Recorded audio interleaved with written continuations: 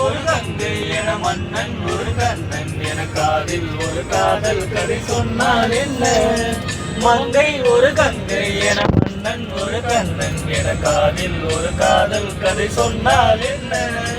அத்தை மகளோ மாமன் மகளோ சொந்தம் எதுவோ பந்தம் எதுவோ சந்தித்ததும் சிந்தித்ததும் திட்டீர அம்மாடி நீதான் இல்லாதவாம் பெண்மேகம் வந்து நீந்தாதவானம் தாங்காத ஏக்கம் போதும் போதும் ராசாத்தி உன்ன காணாத நெஞ்சு காத்தாடி போலாடுது